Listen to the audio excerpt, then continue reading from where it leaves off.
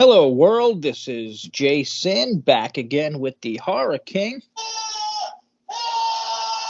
He's doing his usual thing. We'll get to him in a minute or two. This is Discuss Impact Wrestling, available just about everywhere you listen to podcasts. And today we were featured on Amazon Music, which is totally sick. Thank you to them. I know you're not listening, but we have a lot of good news and some cool comments from Impact fans who seemingly all love Jody Threat, I learned today. Viewership for the latest episode was the highest it's been in a very long time. Gary will have more on that in a second. It was just revealed before recording that Tom Hannafan re-signed with Impact. So congrats to all other hashtag Hannafans. PCO versus Eddie Last Rights match was announced for Rebellion, as was Bhupinder as the final member of Tommy Team Dreamer. You know what I mean. Yeah. Let's start off with the viewership. Take it away, Gary. Yeah, this week we were up considering last week was kind of like a studio show, which is understandable, but still last week was really cool too. We were over 104,000 on last week with a .02 demo, and this week we did them about 13,000 viewers higher with the very same demo, but it's the highest we've been since August of last year on Access. Yeah, pretty awesome. August. I mean, that's what I'm talking about. They got over 100 for the first. Sorry, go ahead.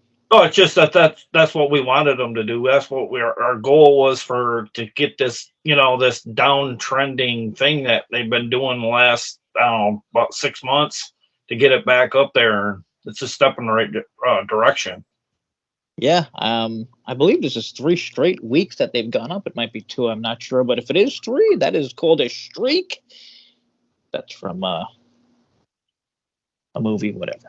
So you had a note for me that Impact is working with the Duchenne Muscular Dystrophy Association, I believe. Yeah, and Alicia Edwards is going to be competing in the Disney 5K race on is it the 14th?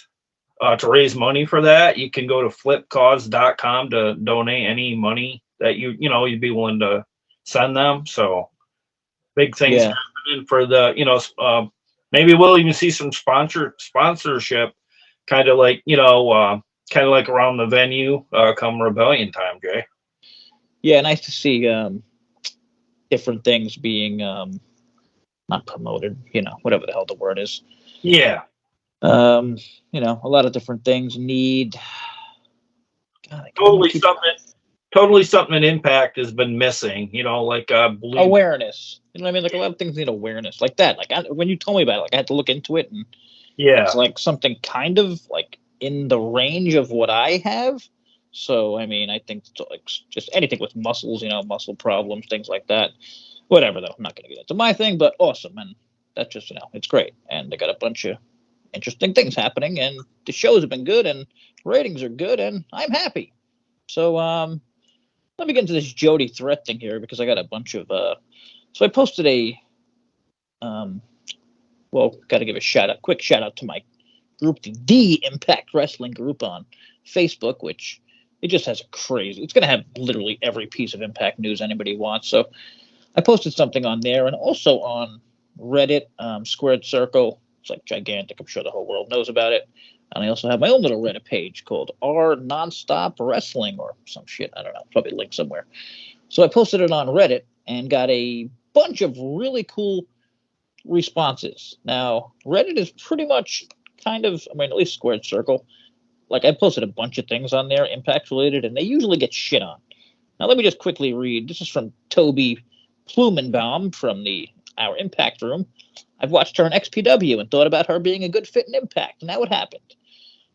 Ghetto1 on Reddit. It's surreal. I went with her to one of the first shows she ever watched, and now she's working the shows. Crazy what 5-6 years can do. Steve UK was hoping for her when it was more than a one-off. Was hoping it was more than a one-off. Super happy for her and great pickup for Impact. Dr. Arkville saw her at Brain Slam and loved her. Jordy rules. This is good to see. Her and King being signed along with the knockouts they have. Good shit.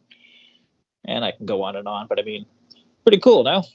Oh, definitely. I did look further into her, like, where her stature has been in the wrestling scene, and I guess in 2022, she was off. I don't know if she's offered a deal, but she was kind of on AEW's radar, and I don't believe she might have wrestled in some of the dark matches, maybe, but they kind of dropped the ball with her. So them dropping the ball is made it possible for Impact to sign her. So kudos to Impact for actually picking the ball up and running with it this time. Yes, totally agree. And yeah, I mean, it's just weird seeing like so many people talking positively about Impact. So that was really nice. And somebody knew they signed. I've said even to like onto them, like, I don't know much about Jody, and somebody like responded. A few people responded like, "Oh, check out this, check out this," and I'm like, "Holy shit!" Like everyone loves Jody. Like that's really how it seemed. And Yeah, she got a really good look too. I like the ring gear she wears, which is very unique. It's kind of like the without the leotard kind of thing. Like she had her own shirt or whatever, but she kind of has that Test look to her with a like leather pants kind of thing going on, which was pretty kind of unique to see. Because like Impact's women tend to wear can't wear just like scantily clad kind of things. Yeah, one thing I didn't like, actually, I absolutely loved her. She threw her whatever it was against the ropes, and she just did this like ridiculous German suplex, and it looks so nasty. I wish that was her finisher. Like if you have something that looks that nasty. Yeah. But then she did like a kind of, I think it was an F5, which I don't know. I feel like too many people do that or whatever. That also comes from our pal. They call it the F416 or F416. That's what they call it. Sorry, that came from our pal BJ, who's probably not listening, but likes to throw things out there. And great dude. So I think it might be a take on maybe Rey Mysterio with the numbers. I'm not sure. Well, okay. What the hell does she have to do with Rey Mysterio? Just, I guess, with the 619, I guess. I don't know the number. Okay, that's fair. So I guess we'll be bouncing around because she defeated Tara Rising, squash match. And this is the Impact episode on, I believe, the 5th. Why do I keep getting this wrong? The 6th. Okay, the 6th. Well, I blame 411 for having it wrong and screwing me up.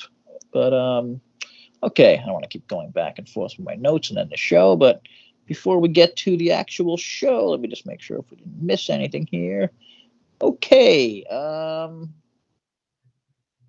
Yep. Okay, we got a special section here. Really quick. Robles Bold Rebellion picks.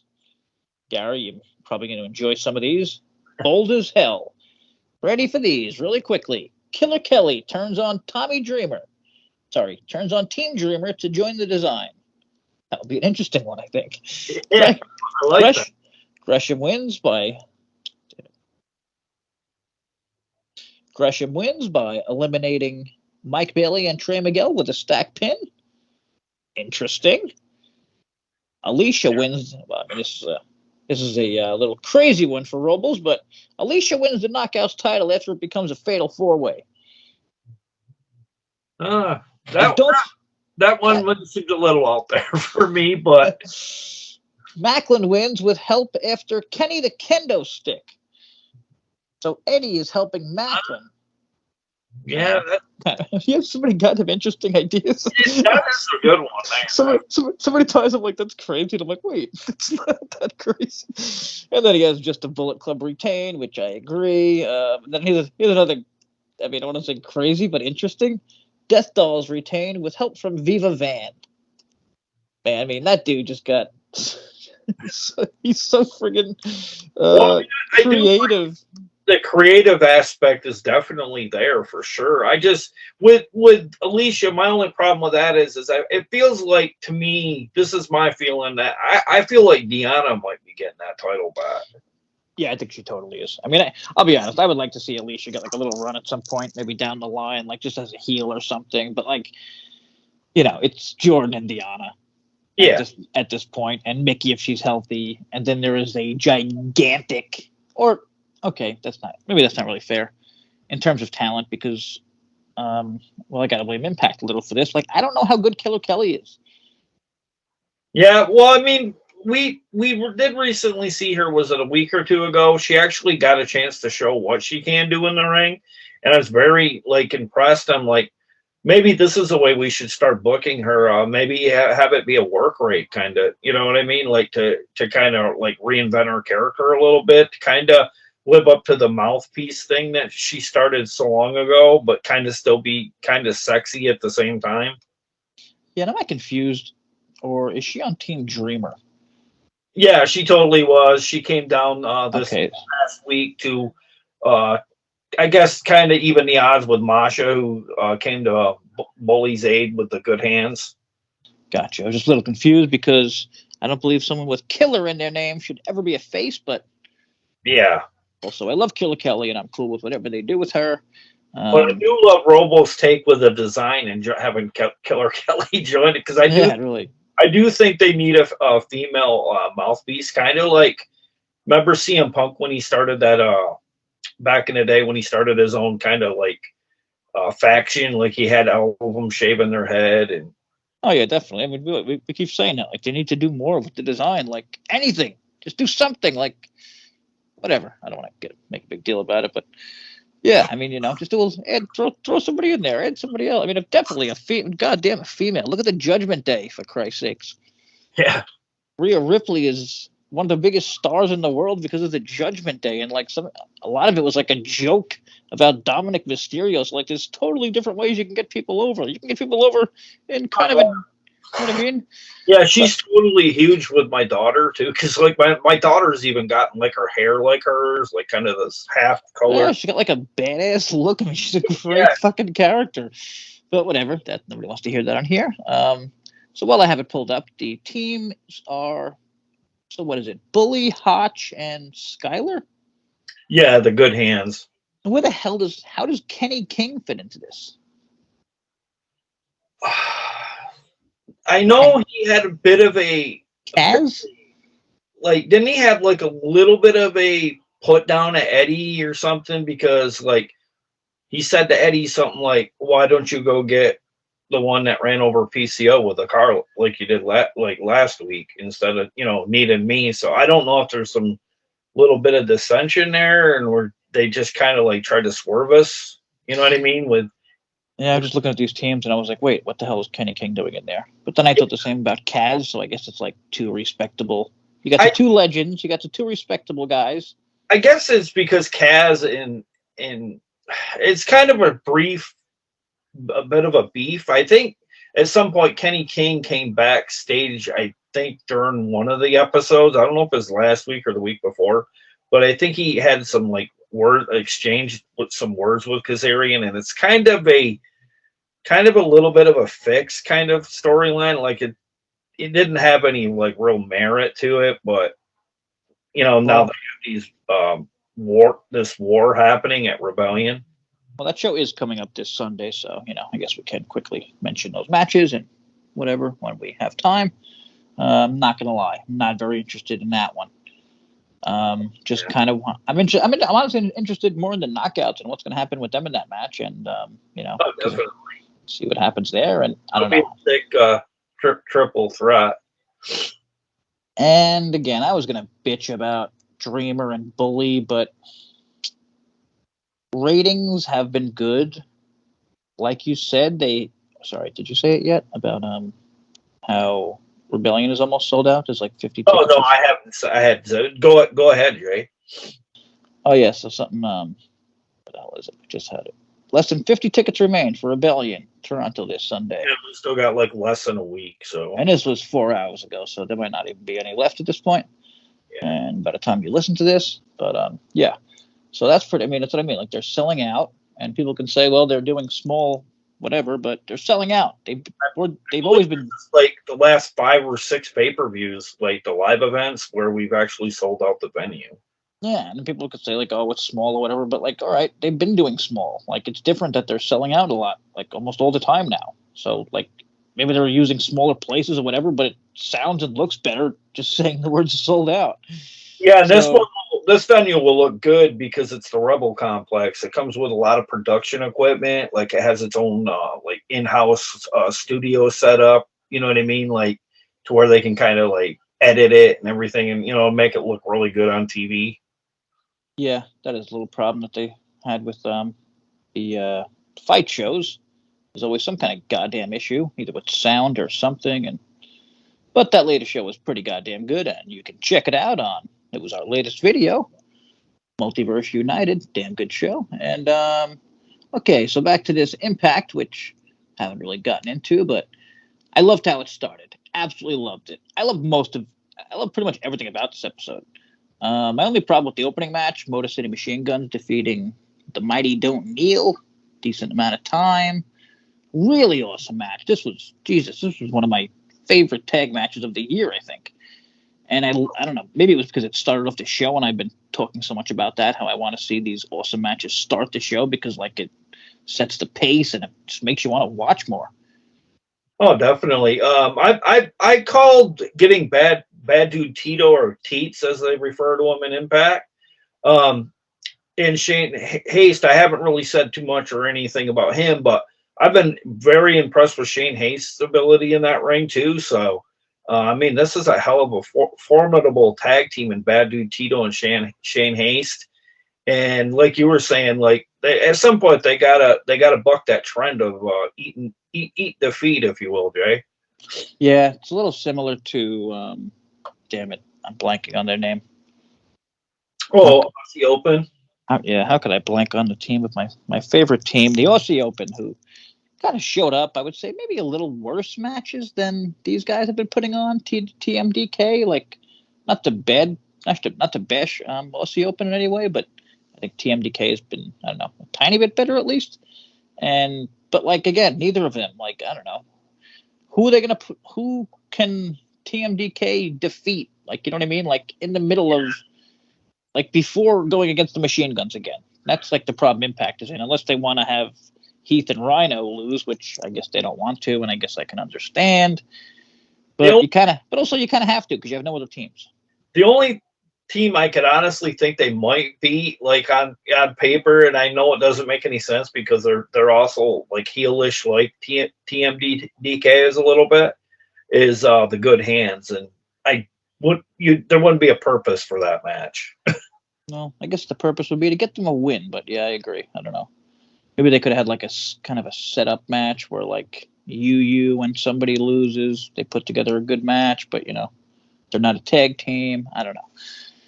But great start to the show, but they got to fix the whole tag situation in both the men's and women's. This is where I think getting a Follow Bob back and like maybe having them team up with somebody, like probably not TJP, because I don't think he's gonna come back, but like maybe somebody like that, like Dango. Yeah, they would be super over. That would be a total good way to like give TMDK a win over somebody somewhat formidable, Yeah, everybody loves Fala. He's always over. I always say bring Fala back. I mean, no offense. I'm sure he wasn't making a crazy amount of money, Oh yeah, definitely. I don't know. I don't know why we ever really let him go. I mean, like there was even an idea that I was trying to push him like to be the next beast in Impact, kind of like a Yokozuna. Yeah. On this like maniacal craze. Now here's what I liked. Again, they did something they did a few weeks ago where the Motor City Machine Guns beat TMDK. And then right in the back, Ace and Bay were waiting for the Motor City Machine Guns. Like, I love that. So then they challenged them to the match. Saban challenged them to the match at Rebellion. They agreed. So that's, going to be another sick match between the Bullet Club and the Motor City Machine Guns. I asked for that. I said, listen, you don't have tag teams. Just let those two go at it. Let those tag teams go at it for as long as possible until you get some more. Yeah, no, I think you made that remark. Like, I don't care if I see him 100 times. As long as we get them in some shape or form that makes sense, and this totally does, and we need to sell tickets for this pay-per-view, and it seems like the booking so far is working because we're near sellout. I mean, I think even most non-Impact fans would agree the Motor City Machine Guns are awesome, and same for Ace and Bay. I mean, I think most people would agree they're two of the best young wrestlers. Well, I That, had my uncle, or at least outside of WWE. I had my uncle over on Sunday for the No Surrender pay-per-view, and I just thought, he's not a big wrestling fan, but he does like to pop in on it once in a great while. And he saw Motor City going at it, and he was like highly impressed at how on they were on the same page, and like they hardly ever made a mistake or didn't make any mistakes in the ring. Yeah. So, I mean, if you can impress a casual, I mean, that says a lot about the Motor City Machine Guns. Oh yeah, definitely. Speaking of impressing casuals, this went right to Eddie with the Kenny King thing you mentioned earlier, and how Kenny was like, I got effed up against PCO last time. Screw you, dude. And find whoever ran over PCO. Eddie was probably thinking, yeah, that's my wife, but I can't say that right now. And then there was a Scott D'Amore thing backstage with Josh, and I'll be honest, my brain kind of just falls asleep when this stuff happens. I don't know. Do you care? Are you interested in this Bully Dreamer war match at all? No, not at all. Especially in like just like I don't just these team like they shouldn't be headlining the teams anyway. Like to me, Kaz should be heading a team, and like maybe Kenny King should be the head of it. And I think it's Taz. I was gonna say. No, Kaz. No, man, he's lost it. No, it's just I don't. Somebody was saying, like, did anybody notice, like, going into this match, like, someone was saying that it seems like Team Dreamer seems to have the better team. Yeah, no, I think so. Because, I mean, you got basically two jobbers. Yeah. I don't like saying jobbers, enhancement talent or whatever, but that's what they are. And they're on Bully's team. But also you got Dreamer, who's a big negative, so maybe that kind of evens out. I don't know. I don't care enough to keep talking. Yeah, either actually. Then we mentioned Jody defeated Tara again. Good stuff. Oh yeah. Uh, short but very brief and to the point. Jody Threat looked really good in her debut for Impact. So good job, Jody. Okay, something happened with the design and Dango. I missed it. Maybe you caught it, but whatever. It was backstage.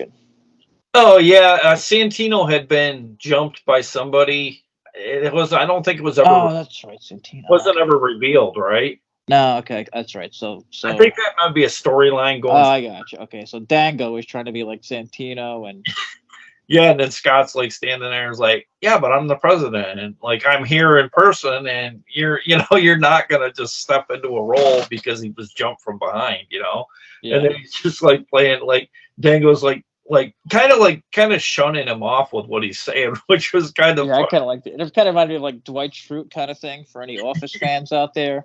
Like he just stepped right into the role, like just because he could. But whatever. I mean, I've said it every time. Like we mention him, he's usually doing something funny. Yeah, I don't know. I didn't realize Dango was this like kind of like this clever character in the sense because he's kind of like a little bit like a Dolph Ziggler, a little bit mixed with a lot of humor. You know what I mean? Yeah, like he doesn't need a lot either. Yeah, like he can just like make faces, and like you'll laugh or whatever, and like other guys need to go totally over the top and scream and stuff. But yeah, good character. Really enjoying him so far. Something happened with Tasha and Giselle. Don't really care, but they got a match coming up, and yeah, that's this Thursday, right, on Impact. Yeah, this Thursday. Go home show to Rebellion, I might add. Yeah, really hope Tasha wins that one, and I can't imagine she loses. Just going by, she just returned, and Giselle's kind of on her way down in terms of booking or whatever. I know that she goes over big time here because, like, they had a graphic of Tasha, like, she makes her in-ring debut, not debut, but return matchup. Yeah, good point. We'll leave it in there. So then there was the Bully and Good Hands versus Tommy Dreamer, Yu Yamura, and Darren McCarty, NHL legend. Pretty effing weird, but I don't know. I mean, this was fun. This was a lot more fun than I thought. I thought it'll be a disaster. Well, I was very impressed. I mean, I wasn't impressed with a lot of his antics in the ring, but when he hit that Stone Cold Stunner, I thought that was pretty damn good. It looked almost like a Stone Cold Steve Austin moveset, kind of like it looked like it. You know, it actually would have felt, you would have felt their pain. You know what I mean? Yeah. Pretty good on TV. So I don't know, been training, you know, like during the tapings with someone. He looked really good doing that. So. Oh yeah, I'm sure they give him like a few practices or something. But yeah, good job by him. I messaged him if he can bring Ty Domi into the situation. That would be really cool. Didn't get a response, unlike you, who's friendly with everyone for some reason, and everyone hates me. But hey, it is what it is. There's a good guy and a bad guy. So after this, we get a video package Not so of. bad, Jay. Yeah, it's all right. I don't mind playing it. So, video package of Josh's record-breaking world title reign, even though the last 6 months of it were kind of totally unmemorable, in my opinion. Showed about Jordan's bodybuilding, which is awesome. We talked about it last week, so we were ahead of that one. And great promo by Deanna talking about, you know, what she's gone through in the last few months. Basically, you know, having her friends, she has nothing. And now, as you know, the virtuosa, it's a blank canvas, and it was awesome. I love everything about it. She's fantastic, and I would bet money on her winning this week, like you said. Oh, I totally would too, because like her and Steve Macklin are taking place in that muscular dystrophy thing as well, and you kind of see the writing in the wall, because like usually when talent is endorsing such things like that, you kind of feel like a push is on the way. Yeah, usually, or it's the champs doing it, or something like that. But yeah, like a John Cena. I mean, it could be the both of them doing it. They could be both champs by that time. Oh, definitely. I mean, I don't know. I don't know. Again, we talked about this, but will they put the title on a New Japan guy? Will they put it on a not so ready Macklin? I mean, you can also say Kushida's not ready in terms of like impact, but I don't know. It's interesting, and I would love to see Deanna win the title and then help her man win, and like it becomes like a real thing. Like, yeah, we're fucking married. It's real. Like, whatever. Of course, we're gonna help him win, and we're both bad. Deal with it. Oh yeah, definitely. I don't know. I just think like everything on this night is looking been looking really good going into this little bit of a road to rebellion, and I don't know. It just seemed like everything was pretty much on point going into this week's final go home show to Rebellion. Yeah, and we didn't even mention our man. Well, we did, I'm sure, but PCO Eddie Edwards once again. Another great match. I mean, these guys have just been killing it for months. This is they're like the exact opposite of the Tommy Dreamer bully feud, where anything they do is interesting. You know what I mean? Like, these guys have been killing it for months. It's so much fucking fun. There's backstage things that are fun. He's getting hit by cars. Like, it's Eddie Edwards. Like, he's one of the best wrestlers in the world. Like, it's just, I love everything about it. I love everything about this. I love PCO so much. We know you do. You mentioned it. You're best friends with him. And he gave me a follow on Twitter, so thanks for that, PCO. Yeah, very cool. And Eddie got the win with help from Alicia, and damn it, I'm blanking on the name of her stick. Oh, Kenny? No, that's Eddie's. Oh, okay. I didn't know she. Kendra. Oh, okay. I must have not caught that. That was a while back. I don't know if she still calls it that, but oh, okay. Well, that's cool. I didn't even catch that. To be honest with you, I just thought it was Kenny the kendo stick, and that's what she used on him. Yeah. I'll be honest now. Feel free to laugh in the comments. I turned the show off after that. I just thought it was over for some reason. Like, I don't know, you know what I mean? Like, it felt like a main event match. Oh yeah, I can see why you would have thought that, because it kind of had that like fade to black kind of thing a little bit. And then whatever, I ended up finding the rest of the show. So this was pretty cool the way they did it with inside the ring. I always say things feel so much bigger inside the ring instead of just backstage. You know what I mean? Yeah. Well, what I like here is you had President Scott D'Amore in the ring, and then you had Kushida and Macklin just standing in there. And then you had what I feel is one of the better themes in Impact, and Josh Walking Weapon, Josh Alexander. And then when that music hit, and then like you knew the inevitable was going to happen, it just was really gut wrenching for this Walking Weapon fan to see him have to give up his title, and in the meantime, his son Jet happened to like stop his dad from trying to hand it to Scott, which was I'm not gonna lie, it had me kind of like a little heartfelt over it. I don't know what you felt, but it just felt really like old school TNA to me. Like like everything's so real. You know what I mean? Like kind of like when Rich Swann, I think wasn't he able to not wrestle because he got injured or something, and he had to give up the title or something? Jesus Christ, what happened to Rich Swann? Yeah. Man, that's another guy. Put him in a friggin' tag team. God, we need tag teams so bad. Rich Swann's awesome. Whatever, sorry. That had nothing to do with what we were talking about there, but yeah, I agree. I mean, it was really well done. I mean, it made Josh look like a huge deal, which that's one problem I don't have with Impact. I mean, Josh does seem like such a huge deal that I don't think anyone is ready to take his spot because they made him such a big deal, but I did like Macklin being a total douche here. Yeah. I think we've needed more of that. Like I've said, like he's got to be more of a heel, like be more of a dick, like he's got to be more of something. Like, he can't just be like the quiet badass guy. Like that doesn't. He was trying to do cheap, kind of like try to cheap shot, walking weapon at one point, but then like Kushida got intervened. Like you're not gonna, we're not gonna do that. We're gonna settle it at Rebellion. Whoever walks out is champion. Yeah, I thought just about everything about this was good. And it basically sets up. Like, because Macklin abused the shit out of Josh.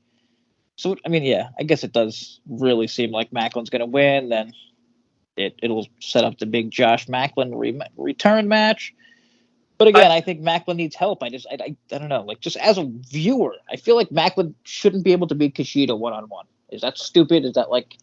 No, I totally get that, too, because, like, I feel like Kushida's kind of, like, way up here in terms of the wrestling world. Yeah. But then, like, Macklin did tap out to him, so it makes me wonder, like, if there wasn't going to be some chicanery coming out of Rebellion, like, maybe Macklin, like, does enough to, like, distract the referee, and then he might hit him with a chair. Shit, I forgot Macklin tapped out. God damn it. That was a really good sign of... I kind of feel like that's a telltale sign of Macklin's going to be our new world heavyweight champion. Yeah, I really didn't think about that. That was the multiverse, right? It's the way of sticking it to Josh because he's on the sidelines and he can't do nothing about it. That was the multiverse show, right? Where he tapped? Yeah. Okay. Yeah, no, wait, no. Was it? Because I think you said he didn't have a match. No, I think it was the week before. Wasn't he in the 6th? Oh, yeah, that's right. Yeah, I'm getting here. Yeah, he wasn't on the show because you commented that you really were ticked off. Yeah, he should have been on the show. Yeah, it was odd that he wasn't on the show. He's the number one guy. But whatever. The week before. But to be fair, it doesn't seem like a crazy amount of Impact fans watch that show, especially considering not many podcasts even cared enough to review it.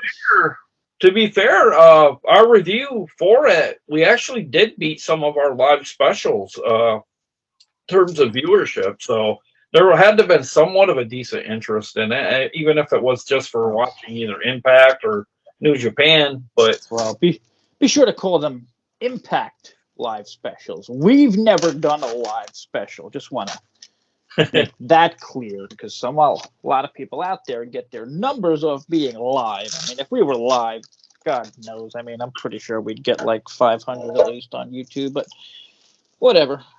Maybe one day we'll just do it as a test or something. Oh, yeah. Then it's like, but then it's like we'll have to keep doing it, so I don't know. Not really sure if I want to get into all that. So the closing thoughts from me are I loved the show this week. I would say definitely check it out. I'm interested in just about everything no, that's a bit much. I'm interested in the X Division match, the Tag Division match, the Knockouts match. Okay, that's pretty much everything. The only things I'm not interested in are the Bully stuff and what the hell was that other match? I don't know. I guess the only one match I don't give a shit about, the Bully match. Why do you think there's two? I kind of feel like they've pumped the brakes on that actually going forward because I kind of feel like they didn't really have anything to do with Busted Open anymore. Like you don't hear no talk of is it La Greca? Yeah. and like he wasn't at these set of tapings. I kind of feel like maybe creative is kind of seeing it's not really going anywhere. But again, I just have to keep throwing it out there. They are selling out and getting good ratings with these guys being featured. As much as I dislike it, I have to just, Oh, I'm sorry. Here's the other match I don't really like. The design versus Hendry, Dango, and Santino. Oh yeah, that's going to be a very unique to see our old buddy Santino back in the ring with the Cobra. I'm guessing maybe because I noticed it was on sale in the Russell's the shop Impact. Yeah, and I mean I don't know why. I don't know how I could have heard this, but I heard they sold well. I mean, feel free to say that I made that up, which I totally might have. I smoke a lot of weed. Did you have a mailbag question this week, or did you already? I couldn't remember if you addressed that.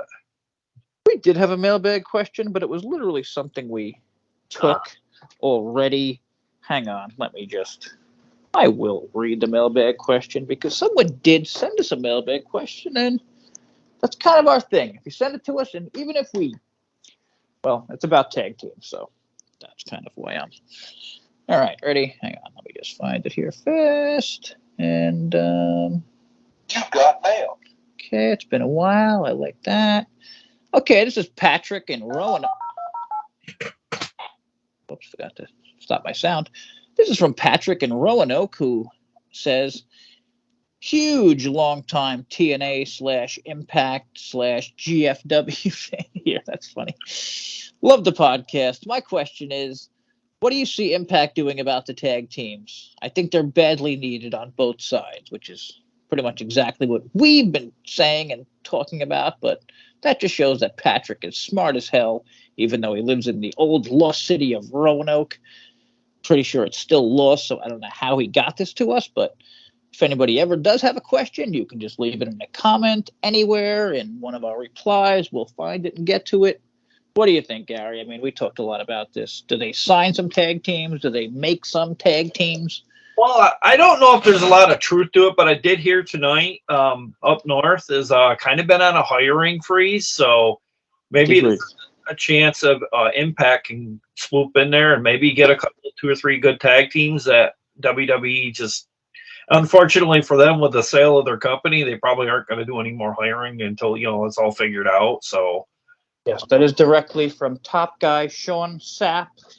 If you pay money for his whatever it is, I would never understand that, to be honest. Like, why not just wait 5 minutes for someone who did pay money to post it on a site somewhere? It just, I don't know, it's the weirdest thing ever to me. But because you're going to have that, you're going to have that mole that's going to just put it out there all over. Yeah. Also, sorry. Speaking of Sean Sapp, I don't know if everybody should check this out. He did a independent appearance over the weekend, and there was like 20 people there, and nobody gave a shit when he took his mask off, except like one dude who I'm sure he or they paid to start chanting like "screw Sean Sapp." Like, it was literally just one guy. You can hear it. You can just hear the one guy like desperately trying to start a chant. Damn. But whatever. I mean, I thought that was funny. Brutal. I think he's kind of a tool, and I really don't like that, man. I don't like these guys being in wrestling. You know what I mean? Like, yeah. But it also shows how bad I think the independent scene is. I saw a picture the other day of Cardona, and he has like 19 independent titles. At the same time, he's begging to go back to WWE. Yeah, I wouldn't strap a belt on him right now because he's like you said, he's been touting going back to up north for like months now. That's what I mean. Like, what if he leaves like tomorrow? What if he signs tomorrow? Then what? He has to go like. He has to hope that all these places have to hope that WWE is nice enough to let him drop their titles. Yeah, I don't know what they do in that case, but like, I don't know. I think Impact's been better with him not on the show. So. Oh yeah, me too. Before we started, I told Gary I pulled up a review from January. I was trying to, I like to have the matches in order. And I saw a match with Cardona and, oh man, I forget who it was. Cardona and Anthony Green, who, I don't even know if that dude's still on the roster, but if he is, can we use him on a tag team or something? I'm pretty sure they signed him a few months ago and like they mentioned it. But yeah, I mean, goddamn, Cardona versus Anthony Green, like that's ugh. I mean, I've been complaining about some things recently, but that is a bad match for an Impact show, and I'm really happy not seeing Cardona. We didn't see Myers this week, I don't believe. I don't And like it. he did, I think, maybe in a background role, maybe, but not. And I don't believe he's on. He's off Rebellion, I believe. Kind Oh, of he's not booked at the Rebellion pay-per-view? kind of weird. Yeah. As far as I know, I don't know. Maybe they got a Maybe Creative didn't really have anything for him at this point. yeah. Fair. I don't want some bullshit Cardona and him and thrown into Well, I it. mean, You then know? we get Bully and Dreamer. I mean, I would rather have something with Myers on there. Yeah, totally. I mean, stick Myers in on one of those teams, but Yeah. whatever. Yeah, I'm pretty excited about next week, and I will give my level of excitement. I'll give this show about an 8.5, and my level of excitement, I would say, is an 8.8 for Rebellion. Oh yeah, definitely. It definitely has, like, you kind of, looking forward, one of their big four.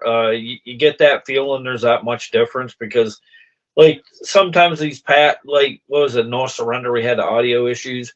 Seems like Impact, when they go, directly to the pay-per-view route without any, Impact Plus, they tend to, like, step it up a notch, you know what I mean, for booking. Yeah. So this shouldn't be different. It's like they know they're not going to have the issues they might have elsewhere, so go all out. Let's not forget we have Okada on this show this Sunday. Oh yeah, that's pretty sick. What is but that's also, well, I don't know what time of day that is, but that's actually interesting because Okada's in the United States on Sunday. Well, I'm really shocked we landed him. So mad respect for Okada Well, it's more of a, I mean, I want to say, just I don't want to get bashed by anyone, but it is a New Japan show. It's kind of like a New Japan slash with Impact there. Wait a minute, that's Sunday, the same day as Rebellion? I believe so, yeah. I mean, Or if it isn't, it's the next day. I'm not sure. Yeah, I'm thinking it's the next day because Eddie's facing Kenta at that show. Oh, but I don't know. Whatever. You should all look that up, and who knows? Maybe friggin' Okada will show up at Rebellion. How sick would that be? yeah, I could totally see that. I think that's what I meant to say. He just walks. He could just walk down to the main event and be like, "Nah, I got confused. Neither of you deserve this. I am just taking this title, and I think all wrestling fans will understand." Well, it just gets kind of confusing because, like, we're kind of going for the same, audience in a sense, because we still have New Japan talent on the Rebellion show, and then, like, we turn around and then they have another joint show, Capital Collision. Is that not what it was called? Yeah, and I mean, there's literally two Impact teams getting. I'm sorry, two. Eddie Edwards is getting a title shot against Kenta, and the Motor City Machine Guns are defending their strong titles. So not the Impact titles, but it's Impact guys getting New Japan shots. So I mean, it's incredibly interesting what's been going on. There's more than ever. You know what I mean? Between Impact and New Japan. Oh yeah. Well, I mean, you've been saying you kind of think Impact's kind of being the puppet, and they're kind of being the puppet master. And they're like, they're kind of like, you think that they maybe there'll be some secret ownership that we don't know about. Yeah, definitely. I mean, I have a lot of crazy theories. But I mean, just looking at everything right now, like Impact is, I mean, they've definitely never had this relationship this good, right? You've been watching longer than I have. No, I can't remember a time it's been more fruitful than right now in 2023.